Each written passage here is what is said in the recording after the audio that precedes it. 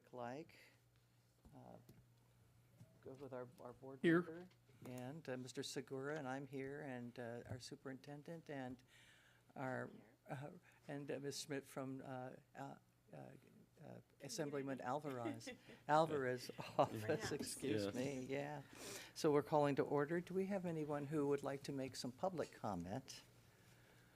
No? All these people back, you have nothing to say. Okay, that's fine, that's fine. We do offer an opportunity for the public to comment at any of these open meetings and our subcommittee meetings. So with that, if we have no one stepping forward, let's go on to our discussion items, beginning with C1, audits, our 2023 and 24 audit engagement with the Crow auditors. I think you're going to be talking about our district audit financials and other topics. So let me open it up for you real quick, if that's okay. So I'd like to introduce, we've got Elizabeth Sav here, as well as Charles Ribley with the team with Crow. They actually have started some of their field work this week, so they're actually on site. So we've been providing them some information over the course of the last few weeks so they can start their sampling work for the 23-24 year. The finance team is still closing the book, so we're certainly not done in doing that work. So we'll be bringing that forward to the board in September, the unaudited actuals. But we've already been working with the Crow team even as far back as in, they presented in March, kind of their engagement. And then also in May, they did some work with the ASBs as well as attendance. So it's kind of been incremental work along the way. And so today, both Elizabeth and Charles will be providing the committee an update as to where they're at. Because our work still continues all the way through October when we officially then present those unaudited actuals, and then when we will bring forward eventually the final report to the committee and then to the board in December. Very good. And if you would then identify yourself for the record, and we look forward to your report. I'm Elizabeth Sav. I'm the audit partner signing the report for the district audit as well as the bond audit for 2024. We're just going to give you guys a brief update on where we are. We presented back in March our client service plan, just talking about the role of the audit, the risk assessment process we undergo, what our plans were to do site visits, etc. So like Dr. Stockhill mentioned, we have performed our site visits thus far at your school sites. We rotate those school sites, so we didn't look at all of them, but we do 20% of your sites each year. So we did attendance testing and associated student body testing at that point in time. We've also had our IT auditors interacting with your management team regarding the N4 system conversion. Since that is effective July 1, 2023, that starts for this fiscal year's audit. And as you can imagine, that is a high priority item when it relates to the audit this year. So we've started those conversations. We brought in our IT auditors to start on that. And then, like she mentioned, we are actually in the field this week doing our first interim work, which includes testing the system conversion, data that went in. Is that the data that is currently into the system? Does it reconcile to what was in the old system? So we undergo a significant amount of work on that process to make sure we are comfortable and confident in your system as it stands as of July 1, 2023. We will also be performing our payroll testing. We will undergo cash disbursement, cash receipt, internal control assessments, et cetera, to make sure that we are confident in the different control systems that are there, provide any recommendations that we might have at the end of that process. And then when we come back in October, that's when your books will be officially closed. We'll actually start being able to test the financial transaction activity throughout the whole year, and then be able to work with the district in preparing that 100+ page financial statement report that you get to look at in December. So we are well underway. We are following the plan that we set out in March. We have not had any deviations from that plan at this point in time. We haven't had anything come up that's caused us alarm at this point in time.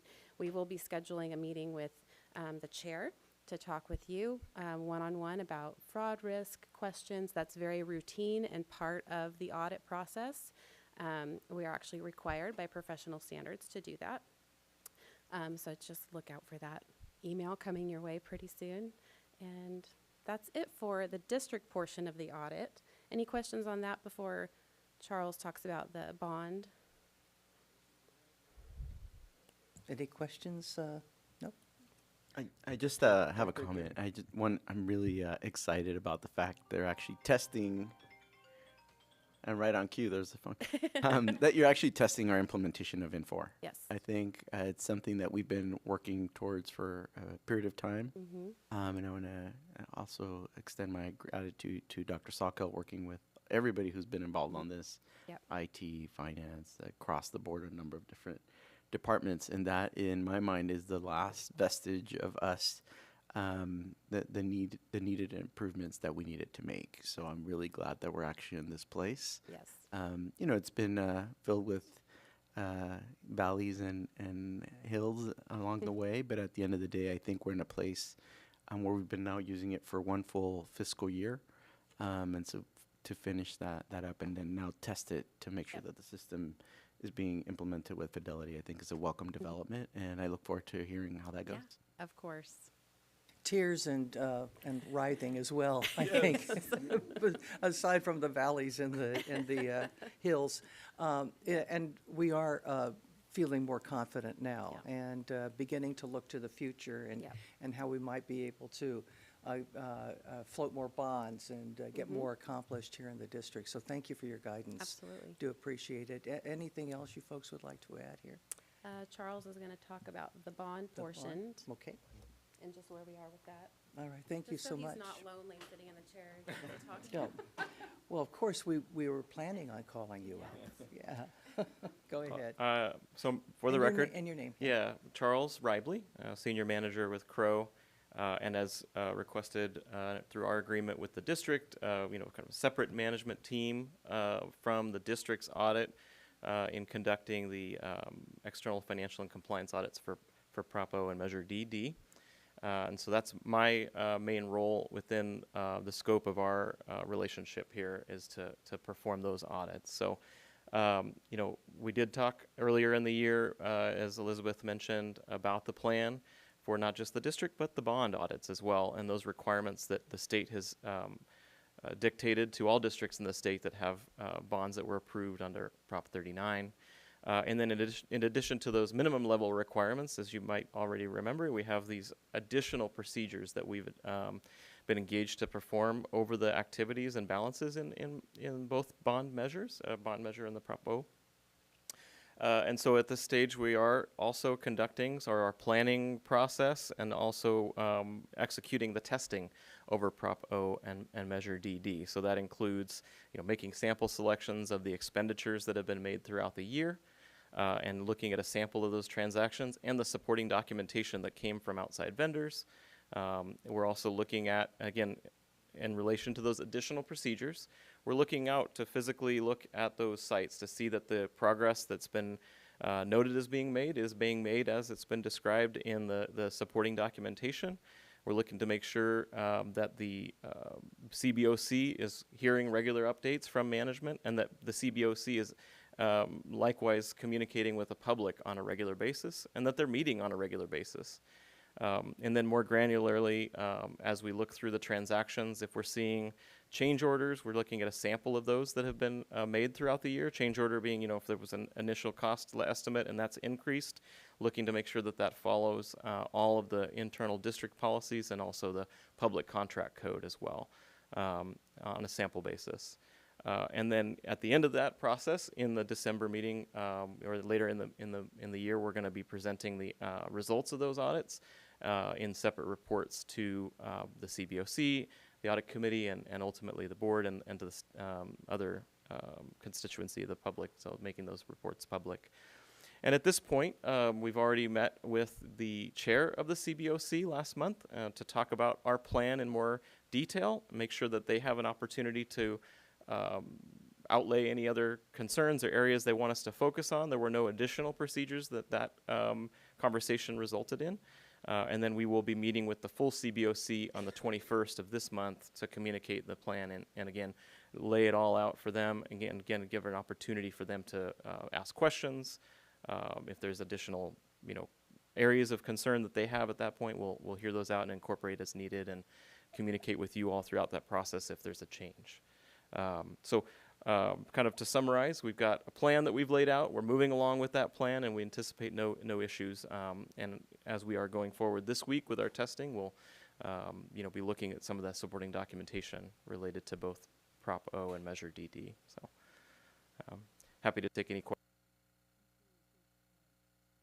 I'm curious, as you are going through your testing, do you pick certain areas to test, or do you pick by, just pick out of a hat, basically? I guess it depends on your definition of areas, but when I think about it, the way I think of it, we try to have sort of a cross-section of the types of expenditures that you are using the proceeds for. So we're not looking at only those hard construction type costs, but there may be contract services like to an architect or to the DSA or others that you've made from those proceeds. So we do try to get a cross section. We use that kind of couch that with, we use a non-statistical sampling model to look at the full population and get a sample based on that. So we do get sort of a cross section of different types of expenditures while still following a prescribed policy for how we go about selecting those. So broad spectrum testing. And again, you'll have some results report back to us when? So I think the results of the audit are usually in that late November timeframe, mid to late November is when we first come back to start talking about those. The report that we present to you will include a list of the actual expenditures that we've selected for our testing for both Measure O. I knew I was going to do that. Prop O and Measure DD. So you'll be able to see specifically what we looked at for expenditure testing. Okay, and these are the most relevant expenses or just random? It's random.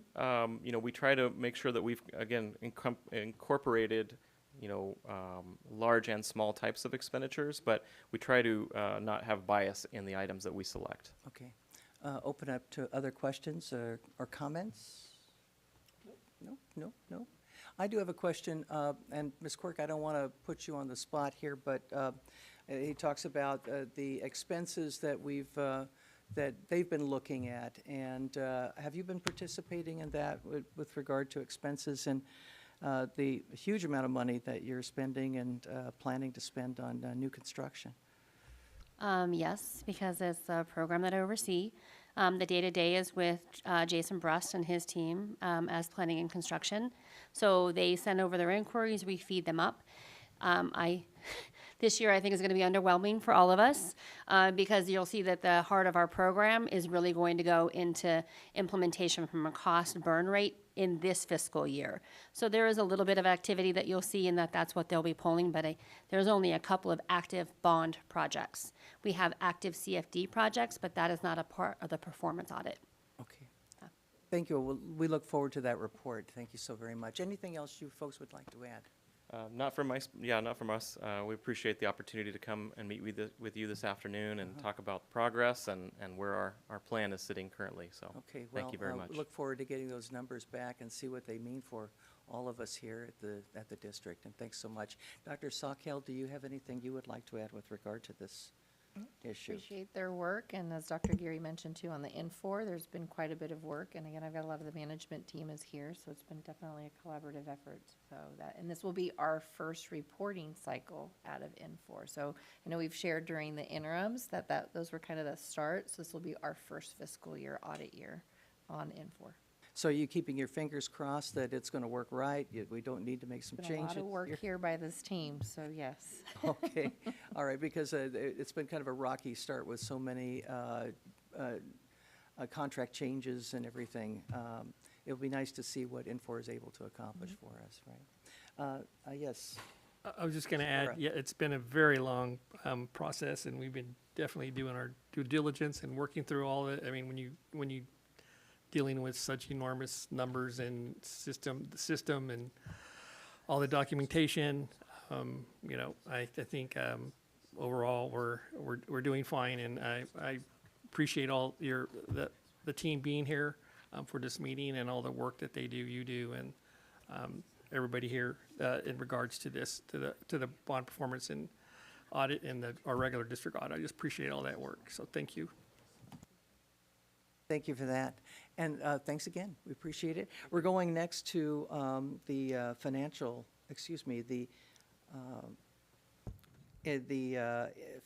reports for 2024 and 25. Trustee Emerald, there's actually a 1B. There's other ongoing completed. Oh, pardon me, That's outside of excuse the me. Crow. All righty. So other ongoing and completed external audit reviews. I think We have that's who's reporting on that?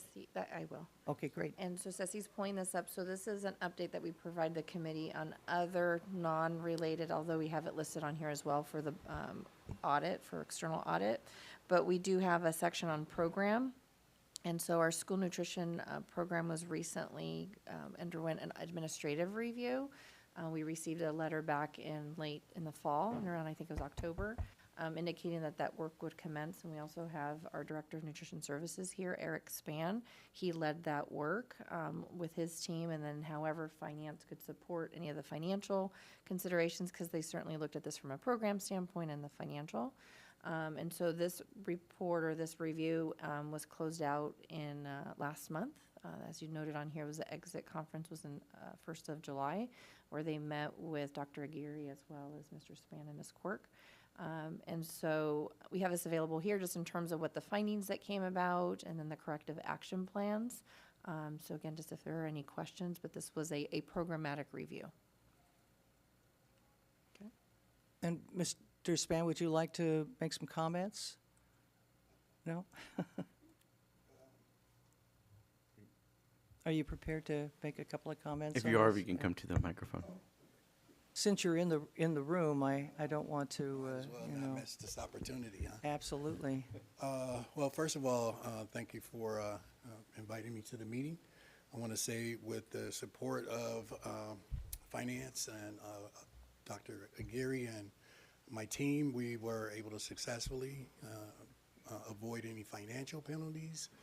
Usually these audits are pretty focused on ensuring that our meal compliance and any financial reports or, excuse me, payments that we made using Fund 13 are compliant with California Department of Ed and United States Department of Agriculture rules.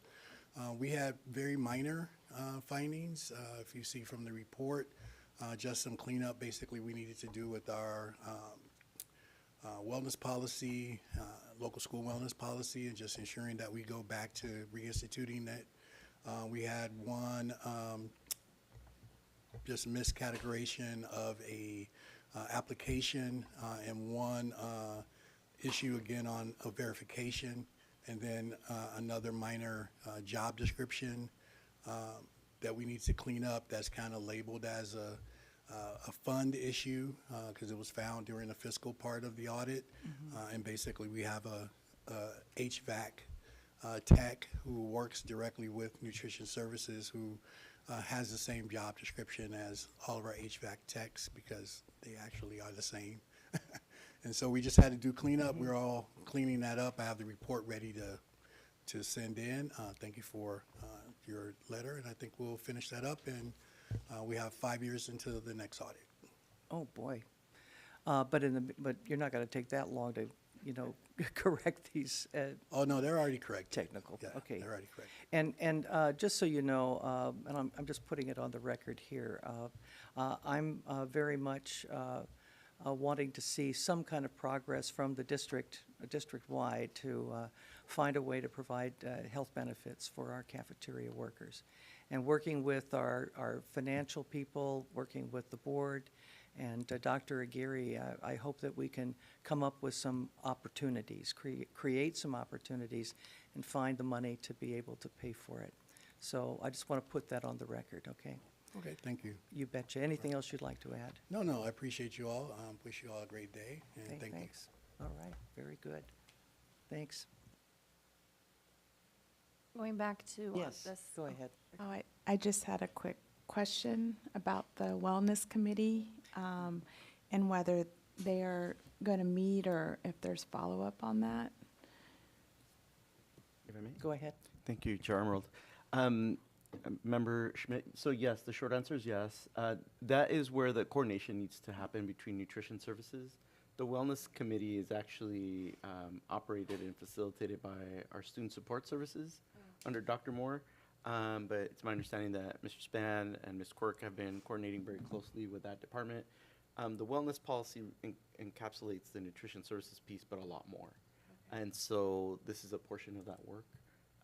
And the reality, I think, is it's a good reminder for us, particularly after kind of the disruption that we had during COVID, to be able to make sure that that committee is doing the work and it includes the nutrition services work. So the short answer is yes.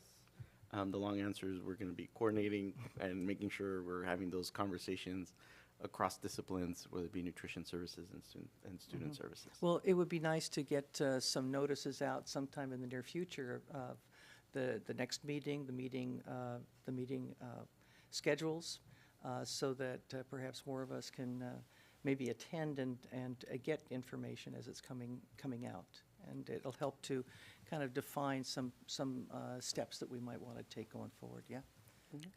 Mr. Segura, any comments? No.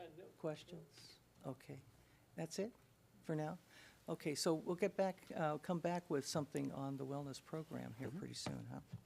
All righty. And I'll have Ceci go back to that initial table. Okay. And so in terms of, so we move from the program to various external audits. So we do have, and it's just listed, it has been some time, it was our CalPERS pay schedule review. This was back from 2021. So this has been completed for some time now. We just have not officially closed it off of this schedule because we're still waiting for the letter from the State Controller's Office. We have our payroll manager here, Vanessa Garcia, has followed up on numerous occasions, and we still have not received that. But in terms of the corrective action plans that we worked very closely between payroll and HR, as well as the county office, we had to update some longevity rates and a few things. So that's all been remedied. We're just waiting for the official letter. And so we'll keep this here. That's why it shows pending, but in essence, it's been completed. It's just we don't have that letter. Okay. The next item is our AB 139, and the reason too, we've also kept this here. This is as a result of the 2018 work with FCMAT. One of the final action items was the implementation of N4. So we completed that implementation from the financial and HR side of things in 23-24, but the last remaining piece, which was timekeeping, that just went live on July 1st, and absence management actually went live last week. So we're at a good place. I mean, we're probably going to be wrapping this particular portion here soon, but I think after we complete our audit with Crow, then we can say that this part has been completely finished or accomplished in essence. And so we would then be removing this off the schedule as well, because that was the last corrective action plan. Could you explain how you go about timekeeping? How are you adding it up, figuring it? It really starts at the school or department level. Okay. So they're the ones managing, so if an employee ends up working extra duty or overtime, so whether if it's a teacher, what are those considerations if they ended up working, and what's the specific rates? It all ties back also to the contract. So if a teacher's working extra curriculum for different reasons, that's all maintained at the school site. We open up the cycle on a monthly basis, and then the school secretary or department secretary will enter in that activity. So they do that input. We have set dates in which they input that for then the payroll team to review and audit, because we also align that schedule with the County Office of Ed. All of that timekeeping also then needs to be uploaded to the county system because they ultimately issue the checks. So there's a sequence of events and review processes along the way, but the transaction itself starts at that site or department. Well, that's very in-depth. It's granular. I mean, they're the ones trying. There's different forms. They submit it. I mean, whoever's doing that work needs to let the school secretary know in terms of timekeeping. In that regard, also absence management if someone's taking time off or if someone calls in sick. There's also some forms. Some of them are actually bargain forms as well with the classified staff. They submit that to the secretary. So the secretary is really the point of contact. And then there's the management review process, let's say at the school site. So principals or APs sign off on those transactions, and then they input into the system. Gotcha. And what percentage of this data that you come up with is actually used in the formation of policy or whatever you use it for? I mean, we're looking at financial. I mean, at the end of the day, it's really Okay. financial. I mean, we create the structure to make sure there's the approvals in terms of those policies to make sure things are monitored and reviewed and so forth. But ultimately, that data falls into our general ledger. Gotcha. Things that then like Crow will then review and sample and look at specific Okay. transactions. Or to the county Board of Education, which you say cuts the checks. Uh-huh. And they have their checks too, so when we end up, let's say, a 1.6 for a teacher, that gets added on, and so it can push up, again, if it's timing, and if it looks like they do a reasonableness check on the salaries. Okay. So they'll say, hey, this goes above a certain threshold. They'll come back to us and say, can you validate this? Gotcha. Can you confirm that this looks like an outlier? Is this valid? Okay. They do their checks too. I know this is all getting into the minutia, but it's helpful in understanding the big picture. Thank you. Ultimately, again, it all goes to our financials, so we work very closely to make sure all that data is turned around, so that way we can reflect our financials accurately. Okay, very good. And now you go on to we've talked about the district financial And then we audits. just reflected on the schedule too, what Crow just presented. Gotcha. And then Propo and DD. Same thing. So Yeah. we just reflect the district-wide and the bond audits on the schedule as well. So it's all a comprehensive document so that the committee knows what we have in the process across the board. Anything else you want to add on the propositions?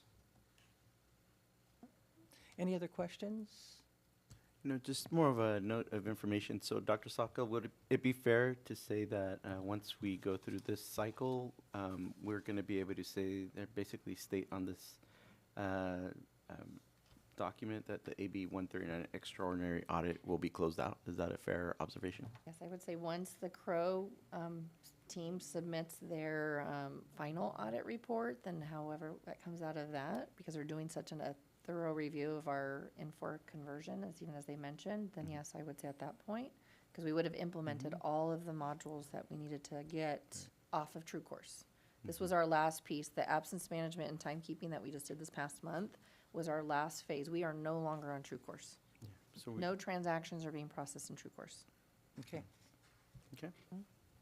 So we're almost seeing the We're end of it. Almost there. This is pretty much, just- yeah. Mr. Segura. So just, I have a question. So once we get past that step of saying, yeah, we're done with the AB 39, what we submitted and everything, will that possibly be the last step where we will be able to write our own checks? Or how long do you think that process will take to get to Yeah, that ultimately, point? that's that point and that decision resides with the San Diego County Office of Education. I've had a very preliminary discussion with their new superintendent, county superintendent. We're looking forward to some fruitful conversations, but ultimately that decision does reside with the County Office of Education, and I would hope that all the work that we've done helps to build that confidence so they would be confident in allowing us to have that responsibility back to our district. So we've begun the conversation. Obviously, we Good. need to make sure it's complete, and once we get to that point, having said that, we've completed a number of tasks. Oh, yeah. This is the last one Yeah. that's outstanding, but we've been very diligent throughout a number of years to be Right. able to close all these things out. All right, I just know that from what I understand, I'm being told our check, writing, or their check writing process, and it takes a little longer and holds our vendors out there a little longer, waiting for their money and stuff, so. All right, thank you. Thank you. Questions and great progress being made. We're going next to the internal audit of the No. fraud hotline, is it? Now it's item number No? 2. One more, okay. Hey, thank you very much. Okay. These are just the financial reports we share with the committee, what's been presented to the board since our last meeting. So we have the second interim, and then we have the budget adoption. So certainly the budget adoption is the most recent one. But again, for the benefit of the committee, because I know 2 of our members have heard this. Again, this is our budget adoption that Ceci has up here, kind of our roadmap. So a lot of what we presented to the board in June, we relied on that May revision. This will actually, and kind of as you look ahead for the 45-day, which goes on the 12th, we would have anticipated on the 12th. This is the first time in years, at least since I've been here at the district, we will not be bringing forward a 45-day because what was incorporated in the budget in June was pretty much stayed static, right? So in terms of like the cost of living adjustment, any of the key factors, what was already presented in June doesn't require us to make any further changes, because 45-day budget is any key variance from what was brought forward and then the final state budget, and there wasn't much. And we've even had conversations with the county about that, so they're aware of it. So we will not be bringing forward that next week. So again, what we presented, and I think Ceci can go to the next page again, just our cost of living adjustment is, was 1.07. I think that's that slide there, just kind of as a comparison. As a district, we are very dependent on that from the state, and that does feed into our revenue projections. And then obviously, I think if we go also to the enrollment, something that we're monitoring very closely, Dr. Geary has highlighted this on in several public settings, is obviously monitoring our enrollment. That has a factor in terms of the overall revenues that the district is entitled to. And so that's being an impact there, and we're seeing that trend continue. And so then all of those factors come into our multi-year, and so what we have here, and what I've shared, is the district is deficit spending, but we do have some reserves that will get us through at least the next 3 years, right? So our projections when we bring forward to the board, or brought forward in June, was 24, 25 plus 2 additional years with the best information we have at that time. So we are utilizing reserves. We do have that declining enrollment reserve to help offset that, but it's our 26, 27 year that we're going to have to monitor closely as we move forward, because our reserves will be depleted. And then also because our enrollment and our average daily attendance specifically as the threshold falls below a certain amount, it now actually increases our required set aside from 2% to 3%. Again, we'll continue to monitor that. It's just kind of more putting it on the forefront there and what could be possible on the horizon. So that's where we stand. But it's balanced in a sense that, yes, there is a structural deficit, but we're utilizing reserves. And since Dr. Sokol is presenting this budgetary update, I did want to touch on a practice that we have as a district. That it's actually part of our contract with our employee association, with our teacher association. The first 10 days, we have a period known as balancing, where we attempt to balance classes across the district, so that where there are classes that are really small, say 10 to 12 students, we can balance. Sometimes we have to consolidate so that we can, again, make it such that they are fiscally prudent. As we're going through that process, I just wanted to note that from time to time that may cause some disruption on campuses, but we really are trying to balance our enrollment and our class sizes, making sure that we're compliant with our contractual obligations, but at the same time being very fiscally prudent. And so at times it can, as you might imagine, can cause a little bit of hardship when classes are getting consolidated over this period. So I just wanted to kind of raise that as an issue we're currently working through. We try to be very diligent and have as many implications taken into consideration as possible. So we take into consideration special education considerations. We take into consideration special program considerations like IB, International Baccalaureate, or flags, or VAPA. We try to take as many of those into account. But I think what continues to get on us as a district and across the state and broader is that topic of declining enrollment. We have seen that we're close to our projections at this time. We're a little under, but we believe that students continue to arrive. Sometimes they may be under the assumption that we're still under a traditional calendar, so they get here maybe after September or Labor Day. But we do see some growth, but it's not going to be anything that will be kind of material. But we right now are in a place where that declining enrollment very much is coming in where the projections were a little bit under. By about, I want to say about 200 to 300 students the last time that we checked. And so we've been very closely targeting, monitoring that for any adjustments.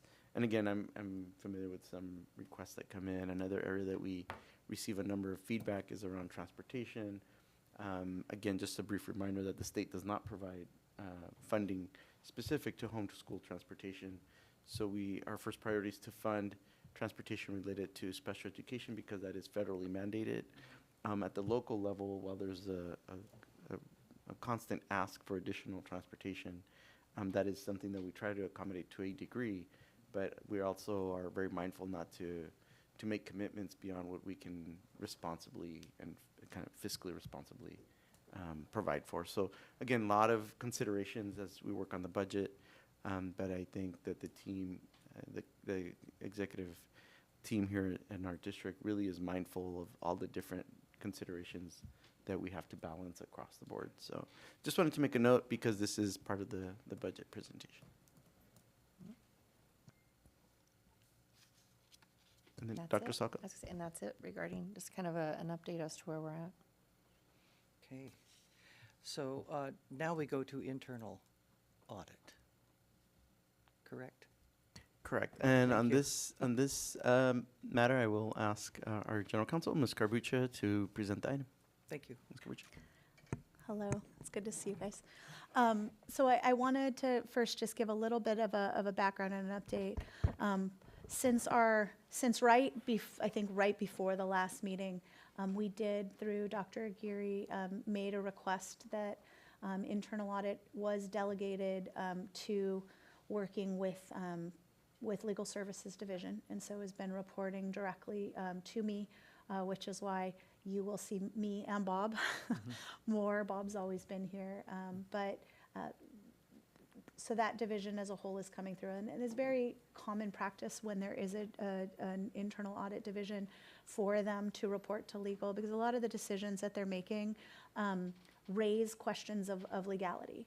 And so when a report is done, just like when Bob does an investigation, they will make findings of fact, and then the questions of law end up coming over to the Legal Services Division. And so because we were seeing so many of those, I mean, and again, I can't speak for Dr. Gary, he'll speak for himself, but my understanding of the reason was we saw a number of places where our auditors were very much trying to make legal determinations, and as such, having them go through the person that you've delegated to make the legal determinations and advise you made sense. It also presents for us the ability in these audits to make attorney-client privilege confidential conversations when we need to. And so with that transition, what we have seen is through working with Dr. Aguirre, myself, and Dr. Sockeld, we have done a little bit of restructuring as well in the division. One of the major pieces you probably have seen in the past from internal audit related to ASBs and ASB reports and accounting. And after a pretty extensive conversation with ASB APs, with deans, with Dr. Aguirre having conversations, with Dr. Sockeld having conversations, we really felt that the auditing of them makes perfect sense through external audit, where it is required from the folks that you saw previously.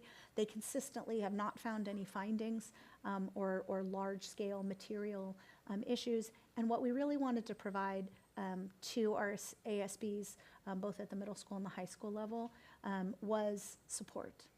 And so really putting that work back to finance, which is where it used to be, with how records are reconciled and supports for fiscal decisions are made, coming through fiscal.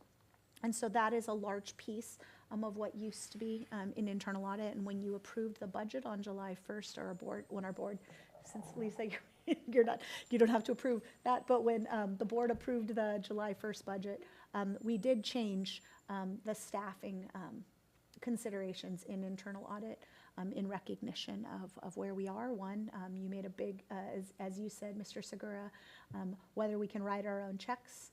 The one legally required item for internal audit is a double check when we're writing our own checks, so it isn't just fiscal writing checks. We don't get to do that right now, so the double check is the county office. And so we really have restructured what are the places where the audits can be done that are going to most help us maximize costs and expenditures coming into the district, and then more importantly, when we actually need an audit because Dr. Sockeld determines something looks a little amiss, or something comes in on the audit and fraud hotline that we think needs to be looked into, as we would with any of those fraud reports, that's when internal audit would step in.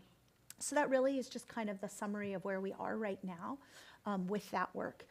And so you will see today that while even though it is both the sides that relate to fraud that internal audit would have reported on in the past, and the non-fraud related audit. And you've seen Bob here previously. Bob will be presenting on the whole thing, as he will be the person leading our fraud hotline in the future, and then delegating that out to our internal audit for the pieces that they do versus the pieces he designates to the site. So just wanted to make sure I grounded it a little bit in the changes since we've last come to this table before Bob talks. So are there any questions on kind of, I know we talked a little bit about this when we adopted the budget, but are there any questions on that before Bob talks to the actual specifics of audit and fraud hotline requests? So this will be a 2-quarter report. So since the last time we've met, we've gotten both quarters finished under Bob's amazing leadership, getting this document done. And so he can answer any questions. There may be some that are raised here that I may jump in and say that we would need to do a special closed session around, depending on where you go. So Bob? Absolutely. Good afternoon. So as you all know, the Compliance Office and the Office of Internal Audit jointly monitor our third-party reporting system for Fraud Hotline, integrity counts, and they notify us when we get different reports to them of things that people believe that to be fraud in our district. As you can see from the chart that we provided, this actually lists the all 16 of the reports that we received from integrity counts for the year. They were about even this year, in the sense that there were 8 that were non-fraud that went to the Compliance Office, and there were 8 that were considered potential for fraud, and those went to internal audit. All 8 of the internal audit investigated reports of fraud were from Eastlake High School, and they all were relevant to a particular individual and a particular sports program. So those were consolidated and investigated there. As you can see from our chart also, none of the reports were substantiated as fraud. We had some interesting and unique things reported to the fraud hotline that were non-fraud. Everything from grades that were provided by a teacher to PowerPoint slides being utilized in Hong Kong. So it's a wide variety of things that we get reported in the fraud hotline.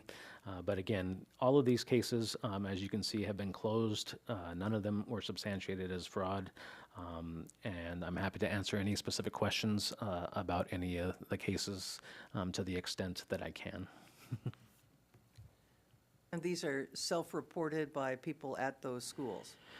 So generally? These are reported to the third-party integrity counts hotline, so to speak. So they're either phone calls or emails that are sent to the third party, and they're reported to myself and the Office of Internal Audit as being anonymous, unless the person elects to not be anonymous. This year, they were all anonymous reports, and in order for us to interact with an anonymous reporter, we go through the third party and we say, hey, can you ask this person for any follow-up? Mm-hmm. So we do have some back and forth with them, but for the most part, they're reporting this anonymously, and sometimes, most of the time, they will not respond to further questions. So there's no way that you can verify one way or the other? Right. So we conduct our investigations based on the information they give to the third party, and then we go from there. And this is a 2-quarter summation, you say? Well, so the chart is actually all 16 for the year. Oh, okay. Our practice has been to leave on as they're numbered in the year. So the first 3 we've already reported out in previous meetings. Following from there, the rest of the 16 Gotcha. are what came in the last 2 quarters. I frankly was flabbergasted that there were only 16, Yeah. especially when people can report anonymously. Were you a little surprised by that? Actually, I think this is more than last year. People I are don't know. finding out about it? So I think that folks in the district understand that they can come without being anonymous just through our regular channels, that they don't have to use the third party. So in the compliance office, we had 335 plus different things that come to our office that sometimes would go through here if we didn't have that ability to address things through the regular normal channels. This is only from the third party hotline. Okay. Yeah. Well, Yeah. that's different. Yeah. So how do you comport these, the difference in numbers? And have you had the ability to investigate the 300 and some odd So- reports that are coming from? Yeah, and I don't want you to get the impression those are all fraud. Those are all complaints that we receive in the compliance Sure, office. And yeah. we just, our main job is to make sure that the board policy and administrative regulation that corresponds to those reports, the appropriate administrator, the appropriate director, principal, what have you, is assigned to that, and we monitor to make sure that those things are investigated and that there's a resolution offered. Well, you must be terribly efficient if you're going through all of them. I would really like to take a closer look at what you're. We try what hard. you're- Yeah, So- okay, Bob. Any other questions? So yeah, if, Yeah, go ahead, Ms. Schmidt. Oh, was that? Yeah, that you there? based So- on what the last sentence you just said. So I think what is really important to note is that we do have a number of different reporting processes for complaints. What we are starting to see, and this is just an honest statement of where I think our legal risk is and where we are, is that people are starting to utilize, you can see from the number of the way these complaints were submitted from one location, a weaponization of this process. And so while we are absolutely seeing the appropriateness of complaints coming up in many different ways, what we are starting to see here is a weaponization of the audit process. And so I think that that's the reason for us. We believe that it makes so much sense for both of these sets of areas that are different types of complaints, complaints about money, complaints about discrimination, complaints about any number of other things, to be running through the Legal Services Division and trying to figure out the best mechanism by which folks are utilizing. But that's why you see 16 here. In the past, we normally have, 5 to 8 maybe. It's a much, much smaller number of those processes and of those complaints, and they tend to actually be truly fraud related as opposed to whether someone violated our copyright Yeah. or whether an employee wasn't using time properly. Did you want to make a comment? No, I just wanted to echo, I'm sorry. You can have the floor. It was basically in reviewing this report, it just raised a flag of the numerous stemming from one location, and I know you can't share, and it was Right. closed, but I guess I just had questions about whether it was like the same individual or. So it was one individual, so yeah, and I think that plays to what And Ms. yeah. Karbuch is speaking to, and there were corollary complaints as well. So. And I think we can clearly state that there was a belief in raising questions about the proper spending of money by a coach or in multiple sports. What we made determinations is that while there was not fraud found, we do believe that procedures need to be updated within the ASB at Eastlake High School specifically, within their coaches, within their ASB office, within their ASB AP's work, and within their principal's knowledge of these procedures to make sure, one, while there wasn't fraud found and while we think materially there wasn't anything missing, we have our own procedures and we tell people what to do, and when they don't follow them, because they're best practices, we can make a determination, but we can still make sure to retrain them so that they know what the best procedures are, even if there was no negative outcome that came from it. That was my other question. In the past reports, they talked about training, and so I just never saw any follow-up on whether that's occurring. I'm assuming it is. So if I may, Madam Chair, that actually brings the conversation a little bit full circle, because one of the things that our CFO, our finance office through Dr. Sokol has really been working to do is provide trainings for our ASBs at school sites. And so I think as we shift that focus to support and development, I think we're going to be able to really provide that fundamental understanding, that edification of what our best practices are, what our policies and procedures are. And so that's where we're moving towards, more of a kind of a support and development model rather than kind of a different model. So that kind of brings it full circle to some of the conversations we've been having.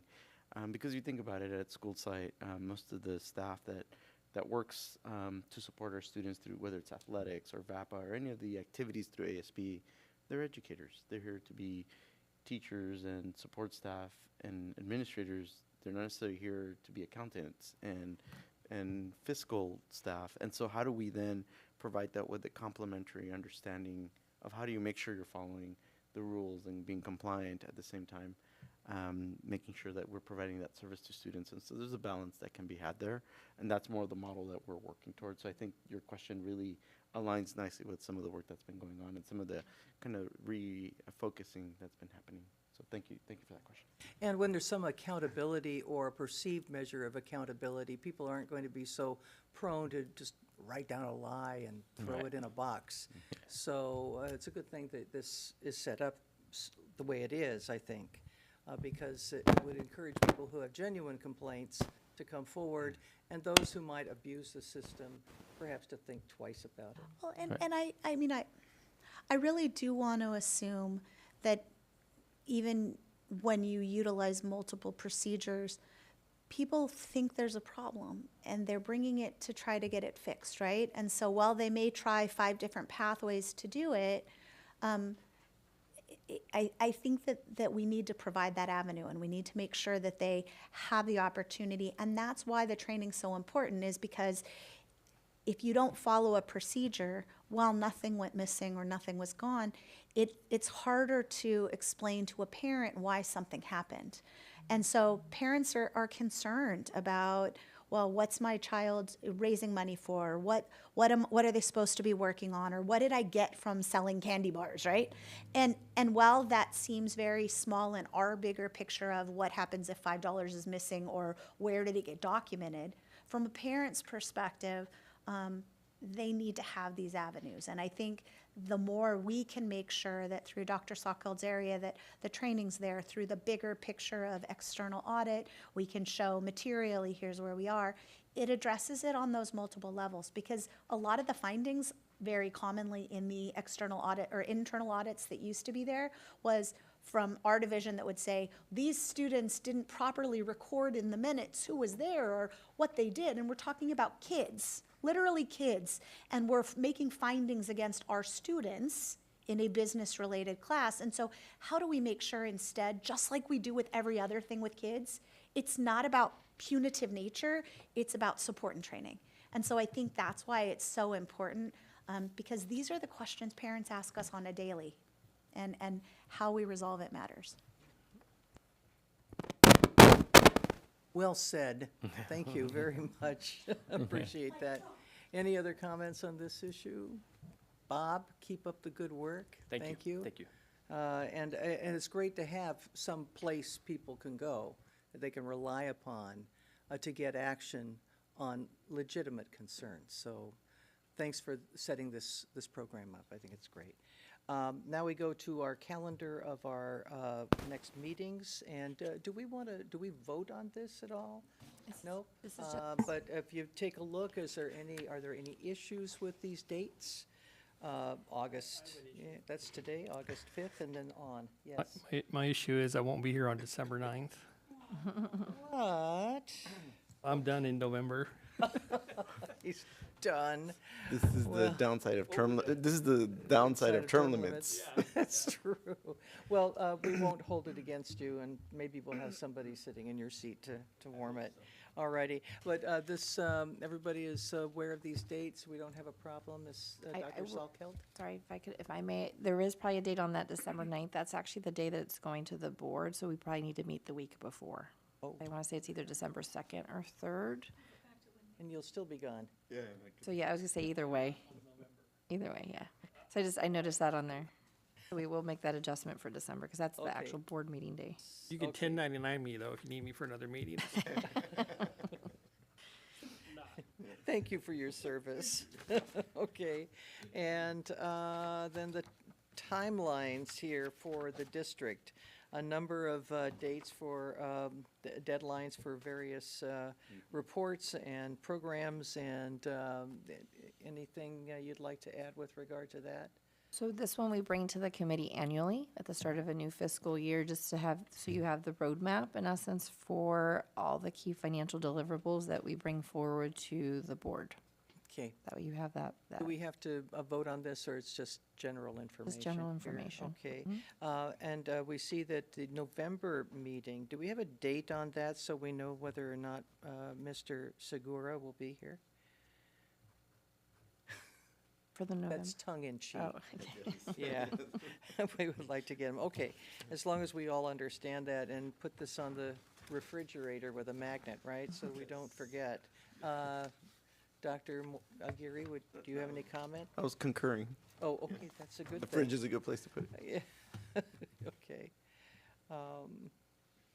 And then we've got the timelines, review of the minutes from March 4th. Did we want to do something with that? And this one, we do need an action because it'll need to go to the upcoming board meeting. Okay. Do So we, moved for approval.